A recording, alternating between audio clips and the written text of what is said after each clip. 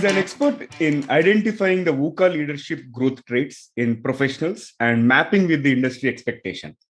An executive and leadership coach, she coaches business leaders, C-suite professionals, senior executives, and student leaders to identify and utilize their inner strengths.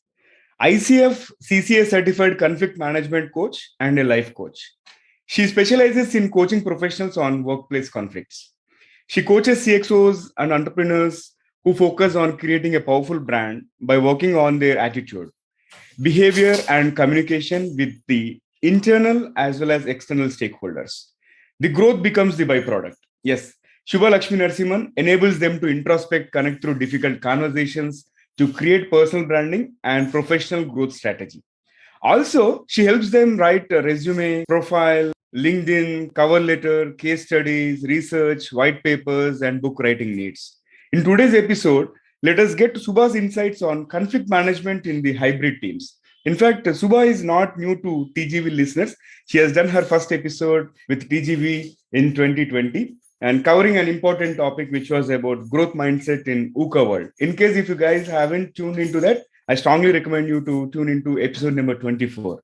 And she also hosted the host of TGV, that is me and Sudhakar, as part of our 125th milestone episode. And she's one of the selfless leaders that I came across in my life, who is always reachable for any help. In fact, she has introduced us to many speakers to the TGV platform, and we are really extremely proud and privileged to be associated with Suba. This is the Guiding Voice podcast series, TGV, for a better future. This podcast is to help professional students, IT employees, and entrepreneurs to shape their careers. So, folks, in case if you haven't rated our podcast on Apple or Podchaser, request you to provide your rating and leave your candid review, because every rating and review will motivate us to bring in more and more useful content to you. And if there is a constructive feedback, it will be received with the right spirit and you will see us grow. This is your host, Naveensamala, and I have about 18 years of rich and diverse experience in the IT industry. And in every episode, we interact with industry experts or thought leaders or academicians or coaches across the globe to drive some insightful conversations that will help our audience learn some amazing stuff. Also, we share an interesting trivia or a fun fact towards the end. And folks, you'll acquire more knowledge per every minute by tuning into TGV than any other podcast in this space. Thank you so much for tuning in. Suba, welcome back to TGV. How are you? Thank you. Awesome. I'm doing very well, Naveen. Hope everything is going great with you. Absolutely. Yeah, we are cruising towards our 200th episode and many more to come. We are going to revamp TGV as well. So you'll see a lot of exciting stuff coming in 2022 and beyond. Fantastic. Always a pleasure interacting with you, Naveen, and the audience of TGV. As you said, I'm not new to TGV. I've interacted with the audience. And then I also had the privilege of, sitting at the other end of the table where I interviewed, you and Sudhakar as a part of 125th, episode. It's been total pleasure, interacting with you all. And especially, I think I'm the one who has been seeing since the days TGV has been taking its, baby steps. Yeah, great to see TGV going heights. Glad to be a part of this journey, impacting millions of lives around the globe, Naveen. I'm all, ears as well, here to share my expertise on the topic. Absolutely. And indeed, it's a pleasure to connect with you and have another wonderful episode with you. So, Suba, let's start with the top three things, because of late I've been asking all the leaders that are joining the TGV, saying that, hey, what are the top three things that have helped you to reach your current position? Okay. This is, in fact, great question, Naveen, because, since we all have stepped into 2022, past few weeks has been, journey of introspection, reflection of, where I started, how the journey has been, where I'm going. That introspection and reflection also kind of helped me to realize certain attributes that I have been carrying along. If you ask me to pinpoint three, first, what comes to my mind is topic that we had a discussion earlier. Yeah, growth mindset. Definitely that's been one of my, core strength. Growth mindset, along with keen attention to prioritize what is important at that moment. That is something that I would like to take it as point number one. Then the second trait is strategic thinking. Yeah, I'm able to kind of see what is ahead, how I'm going to travel. At the same time, being flexible enough to survive through this VUCA scenario we are all in. And then the third, and I feel like it's most important for all of us, each one of us, who is listening to this podcast is clarity on higher purpose and revisiting, tracking, measuring the progress periodically, which is very important to reach the destination that we all would like to travel towards. Beyond quoting all these, the three traits, I would like to take this as an opportunity to show my gratitude to all my, family, friends, mentors, coaches, TGV platform, especially each one of you for all the support that I have been receiving, especially my clients. They have been my, lighthouse supporting, the tools. They have been the motivating factors for each step that I am taking in this journey, especially, tough ones who have helped me to build that extreme resilience to, survive and then, succeed as well. Yeah, in this journey. Thanks for asking that question, Naveen. I'm so grateful. Wonderful. Yeah, prolific insights, I would say. And you are one individual who always has that gratitude, right? I think it is going to take you places for sure. And you always express gratitude and being thankful to everything that is around you. Definitely. All right. And so let's move on to the core of today's topic, Sure. the hybrid teams, right? With the third wave kicking in, Yes. right, in most of the countries. And the hybrid teams is going to be the future of workspace, right? That there is no doubt about it. So what's your overall take on the hybrid teams in general? Definitely, Naveen. See, hybrid teams, it may look like a buzzword, yeah. But in fact, many global organizations have already been attempting and adapting to this particular business model. Most of the organizations who have already adapted, especially the technology product companies, they cite this particular business model as a high productive one. What exactly happens in hybrid models? A particular part of the team, the organization, the teams, they work from office premises. The rest of the teams work remotely. It could be the decision makers versus the people who are executing the the strategy, or vice versa, depending on the industry the organization belongs to. In this, yes, as you said, this hybrid model is definitely is to stay for a long period, especially now that we have been seeing new mutants of COVID-19, coming up. The probability of more organizations adapting to this business model is also high. As I mentioned already, this has been seen as a highly productive and profitable business model, mainly because as most of us, the teams are working from remotely or from home, they work. Yeah, 24/7. They dedicate their energy, time, and effort to the role that they are playing. However, as I have been interacting with the my coaching clients, right, from multi-generation across the globe, almost 90% of them, they want to go back to office, work from office premises. There are conflicting information coming in, perspectives coming in. Before talking about my take on this hybrid team or this particular business model, I would like to share something. Yeah, I listened to a TED talk by Susan Pinker, who is a social science columnist. Yeah, her TED talk is all about longevity, people who are living for a long time. She has observed the lifestyle of centenarians, and she has also referred to a research done on longevity by Julian Holt, who is a researcher from Brigham Young University. Susan shares a lot of strategies to live longer, but I have picked two critical attributes from her talk. One is close relationships. The second is social interaction.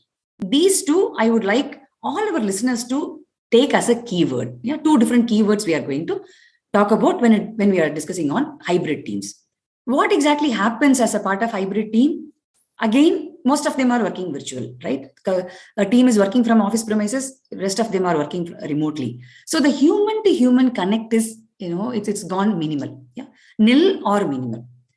The so-called distractions like coffee break or a casual chit chat during the snack break and all used to contribute to that human to human connect. Even major decisions being made during that casual, as a part of casual interaction. But now we are missing that.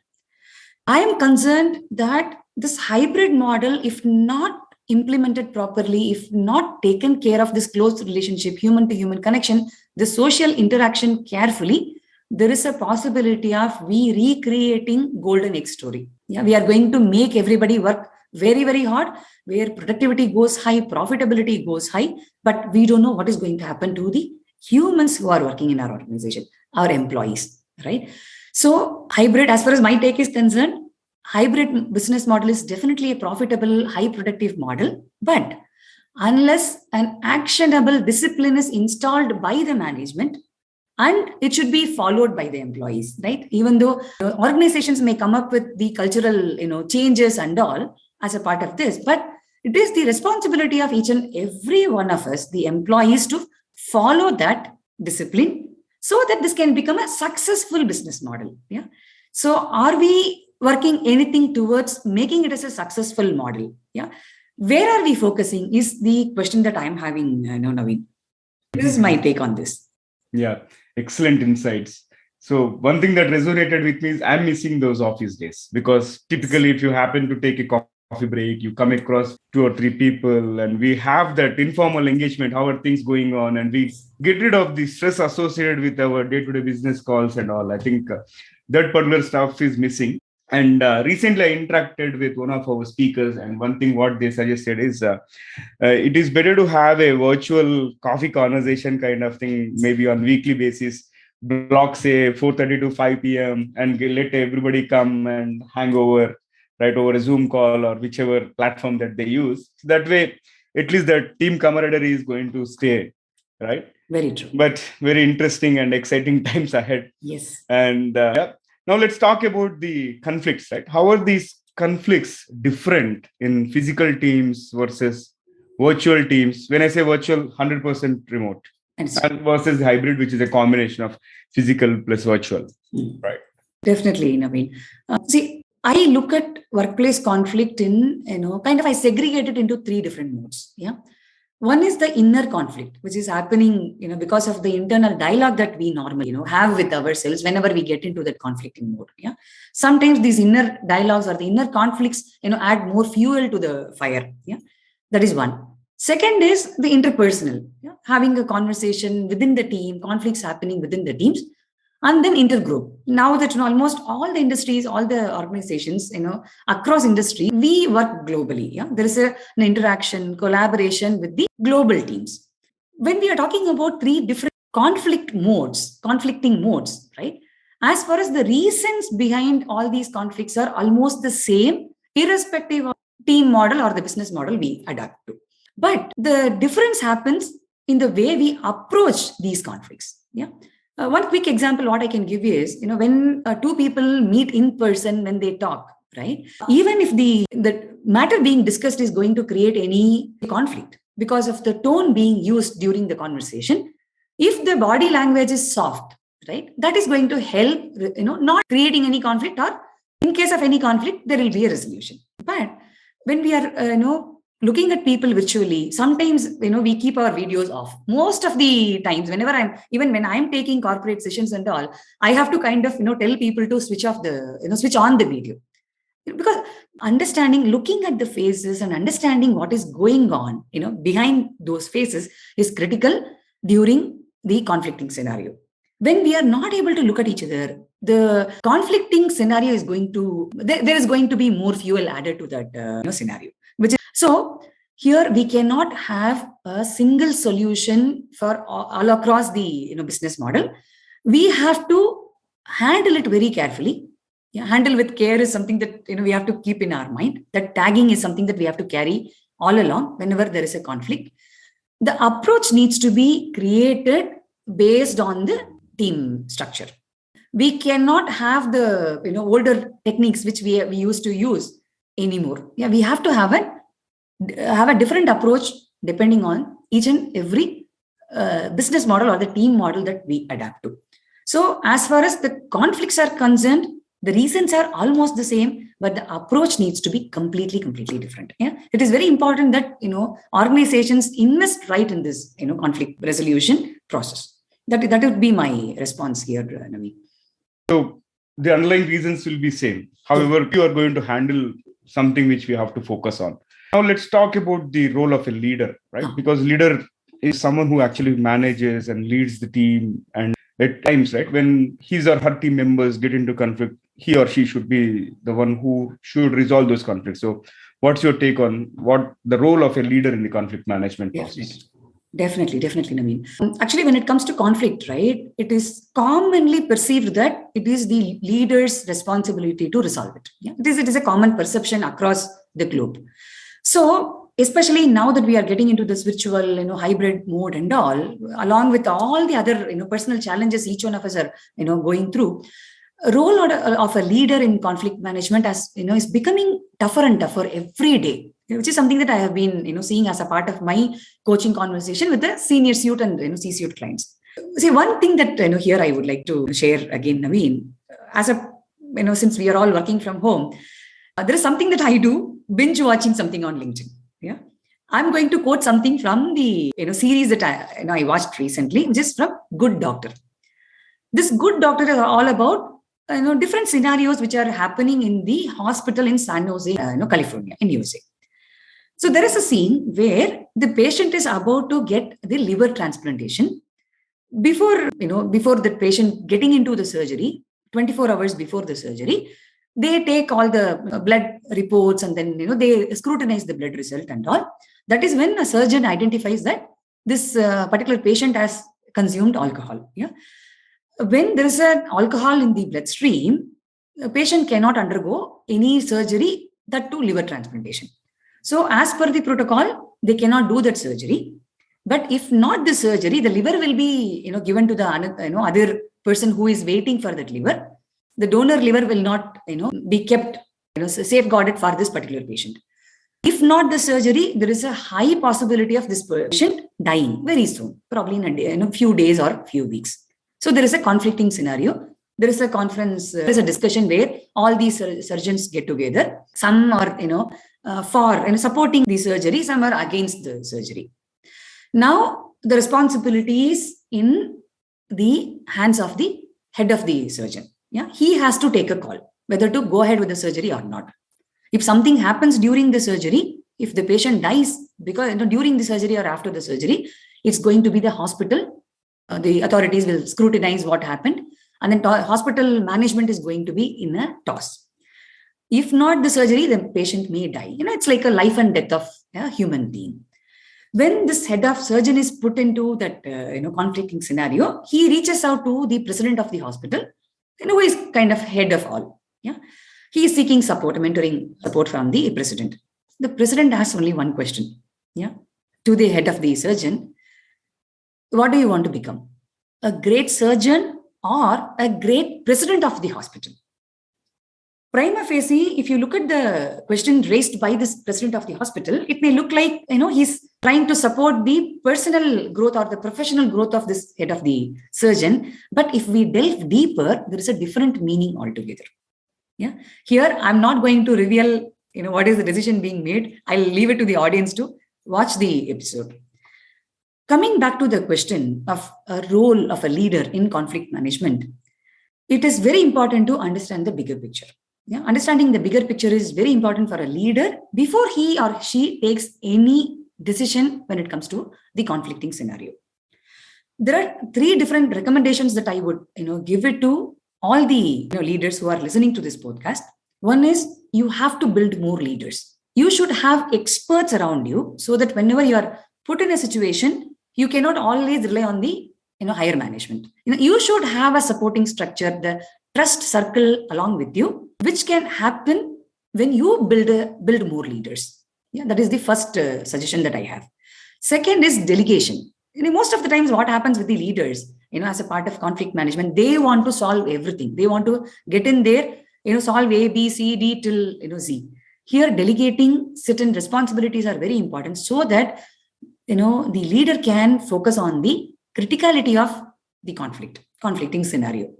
And then the third, psychological safety. There is, this particular word has been making rounds. Some people, they understand what it is. Some people, they don't. Yeah. So the psychological safety in the whole ecosystem needs to be there. Yeah.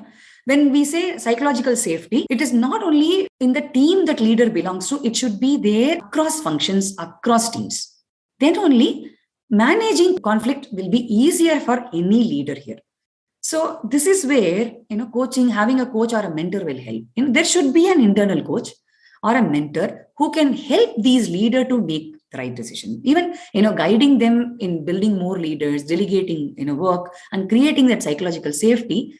To achieve all these, having a mentor or a coach will help. If not an internal, mentor or a coach, I would highly recommend organizations start looking at hiring an external, coach here or a mentor here. Yeah. Creating that ecosystem is again very, very critical here, Naveen. I'm really curious what happened in the web series. Yes, please. Good doctor. Okay, I'm going to watch that. And thanks for clarifying about the leader's role. Now let's flip the coin and ask about what should be the role of an employee in the overall conflict management. Yes, definitely. This is a great question. I'm so happy to respond to this question because, as I mentioned earlier, when there is a conflict, everybody will be looking at the leader, the manager, who is the head of that particular team or the group. I would like to stress the fact that each one of the employees in that particular team or a group, each one of them have the responsibility to solve that conflict. Yeah, you, me, and everybody in there. Yeah. So what exactly happens when it comes to the employees, and then the role of an employee in conflict management? One quick example I would like to give here, be it a fresher or mid-level, employee. When somebody is joining a new organization, one of the factor influencing that decision is the brand value or the perception created by the founder. One example what we can take is Infosys, which is a commonly known organization. Whatever the perception, the brand value of that particular organization created by Mr. Narayana Murthy, who is one of the founders, still it carries a huge value because he is a huge, tall leader, who has been seen as a role model, a visionary, right? When an employee joins Infosys, he will have the perception of who Mr. Narayana Murthy is. Yeah. The reporting manager, be it who, he or she or whoever it may be, if they don't play that role, like Mr. Narayana Murthy, there is going to be a perception change in that employee's mind.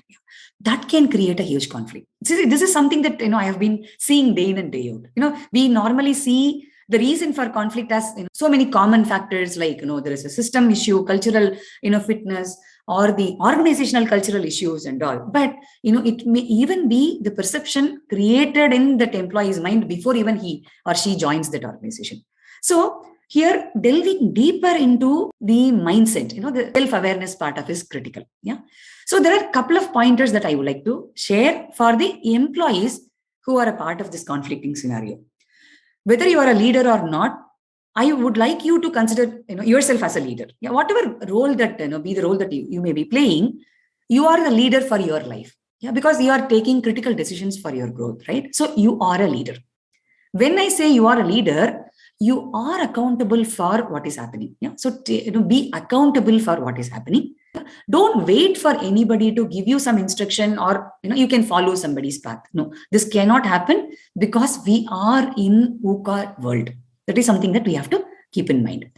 Then the second is, instead of looking at the conflict from the shallow perspective or from the external perspective, I would say delve deeper, understand where exactly this particular conflict starts. Yeah? Address it then and there, and then decide where should you invest your energy. Yeah, whether in the problem or in the solution. See, we cannot always look at the solution. There are areas where we have to delve deeper into the problem, identify the root cause, then only we will be able to bring in the solution. So second point I would like to highlight here is understand where it starts. It is a responsibility of an employee. Don't wait for a leader or somebody else to give you the solution here. Then the third and then the most important point here I would like to highlight is understand the escalation mechanism in your organization. Yeah, you should have an ability to quickly decide whether you can handle something on your own or you should take it to the next level as a part of the escalation architecture that the organization may be having, right? Sometimes not escalating on time, creates more damage than the original conflict. Yeah? This is something that I have been, witnessing every day. Yeah? With 90% of my clients, they have not taken the action at the right time. Yeah. And the fourth point is about the skill. Yeah. You have to enhance or build that assertiveness, be it in your communication or in the behavior that you are showcasing. Yeah. Assertive behavior, assertive communication is a skill that you have to build or enhance, depending on which level you are in. Fifth point, if you are not able to handle something on your own, get help. It could be your immediate manager or a super boss, or it could be even a peer, who can help you manage that conflicting scenario by looking at it from the third party perspective. If not, if you don't have anybody in your circle, you can be a part of some community where you can have some mentor or hire a coach, like somebody like me or anybody for that matter.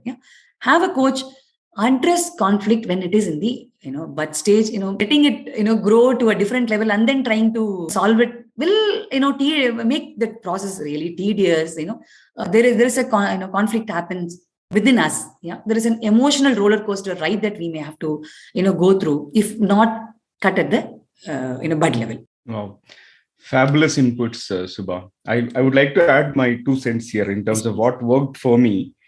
Like typically, whenever I start or when I embark on a new project or join a new team and all, I try to explain my working style. Okay, I tell them, hey, guys, let's be very open, let's be very candid. And in case if something goes wrong, you can tell me on my face. Likewise, if you are able to, as you said, if you are able to deal it at the bud stage, it will be very simple and people will be easy to go, right? As and when it gets delayed and the murkier it gets, right? Absolutely. So in fact, this is a beautiful input that you have given, Naveen. Setting the stakeholder expectation. Right? So this is like a common thread, be it a leader or a team member, right? Setting the expectation right will not even allow any conflict to happen in that scenario. That's right. And providing immediate feedback. If something is not going well, or even if something is going well also, it's better to appreciate then and there itself rather than waiting for the year-end appraisal or a quarterly appraisal kind of thing. Very right. Yeah, fantastic. Fantastic conversation so far, Suba. So I think we have been discussing a lot about this conflict, hybrid workspaces, so on and so forth. Let's try to lighten up the conversation for today. Sure. Okay, let's spice it up. I'm going to fire a quick rapid fire round. And if you're ready, we'll get started. Sure. Interesting. All right. This is the one which we introduced off late. Okay. For the last 80 odd episodes or so. And this is really going well. Awesome. And let me fire the first bullet, Suba. Yes. Given a chance to time travel, would you choose past or future? Interesting question. Future. Definitely future, because fun and beauty lies in not knowing what is what is going to happen next, right? So I'm, in fact, whatever is happening right now with pandemic, work from home, hybrid model and all, I'm really curious to see the future, especially what is the course correction this pandemic has brought us. What is the learning that we are all going to have in depth. Definitely future. Interesting. Let's move on. Given a chance, which celebrity would you like to meet? Celebrity I would like to meet. Okay. See, there is one person I want to meet, but that is not going to happen. But still, I would like to mention her name, Louise Hay. She has been a mentor or a coach or a role model to so many people out there, living on this earth. Unfortunately, we lost her, I think, a year back or something. In fact, her book, How to Heal Your Life, has been a catalyst to many out there. In fact, that brought in a huge change in my life, altogether, in my thought process towards certain, conflicting scenarios, challenges. Whatever I am today, I owe it to that book and then Louise Hay. Whenever I get into any, low mode or a challenging mode, first thing I surrender to is Louise Hay's affirmations. This has been a great, help for me and many others out there. But I won't be able to see her, but I would like to meet her. Yeah, good one. I think I have listened to her book as well. Like, yes. It's very interesting and a lot of eye-opening insights, I would say. All right. So moving on, I'll ask my next question. Which technology or invention would you like to see? It's interesting. Okay. See, now that AI is in artificial intelligence is in place, right? I think we can achieve whatever we want to. So if we can, invent something which will help us to prioritize peace of mind, then all other stuff, be it happiness, money, whatever we name it, right? If we can have some system which will, automate our, prioritizing peace of mind, that would be great, Naveen. That would be the best-selling gadget, I would say. Yes. And since you mentioned about money, here comes my next question. Money or fame? Okay. So this is again a different perspective I'm going to share. Money. Because money is not a bad word. As long as I earn right, I do my job well, and then I earn well, fame will follow. Yeah. So money. Agreed. Yeah. All right. So let me fire the last bullet out of the rapid fire. What would be the one message that you would like to give to your own younger version, Suba? Okay. This is a beautiful question. I have thought through this multiple times. I would definitely say super proud of yourself, Suba. Yeah. So continue to reinvent as and when necessary and march ahead. This is what I would say. I've been observing you ever since we spoke for the first time and all. You have been evolving as well as your coaching strategies and the kind of posts that you are posting on LinkedIn. Everything right has changed, and I see that consistent and continuous evolution. So, which is very inspiring. Thank you so much. All right. So after that amazing rapid fire, let's flip back to the mainstream, and I'm going to ask you one final question for today's episode. So, Suba, what will be your one piece of advice to those aspiring to make big in their lives? Okay. Okay. See, as I mentioned earlier, right? Be it a student or a fresher or a mid-level or a leader, majorly, as long as you have the business acumen, which is very important to move ahead in your career. Yeah. So understand the big picture of your organization and align it with your higher purpose. There is a vision for the organization, and then there should be a vision for each one of us. Yeah. The personal vision. And building an ability to map these two. See, once this alignment happens, right, everything will fall in place.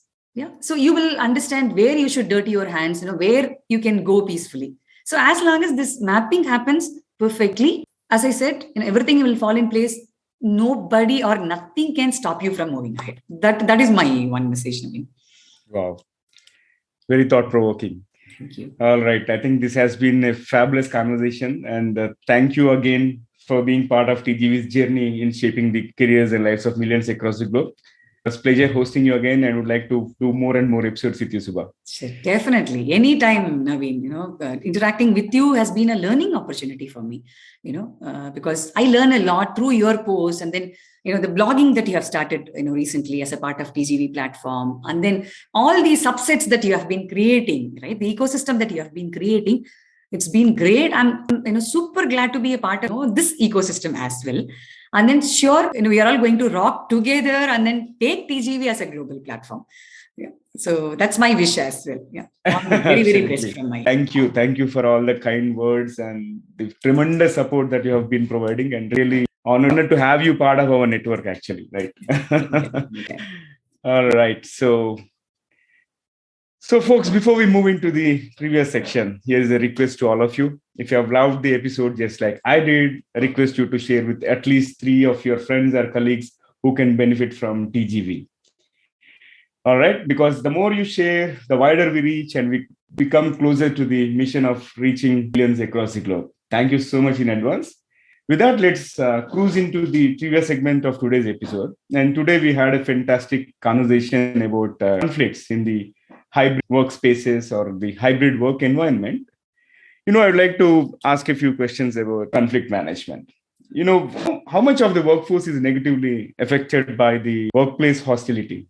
I know you're thinking, but let me tell you, it's about a third to half of the workplace is negatively affected by the workplace hostility. And what happens is this will lead to absenteeism and also loss of productivity, so on and so forth. And in fact, 40% of the people who have been surveyed, they said they've been bullied in the workplace voluntarily. Because of that bullying, they have left the organization as well, right? And the cost of bullying in the workplace is about $30,000 to $100,000 annually. Okay, so now that we have covered on the conflict management in the hybrid workspaces, I would like to hear from you in terms of how your organization or how you or your leadership is actually managing these workplace conflicts in the hybrid workspaces.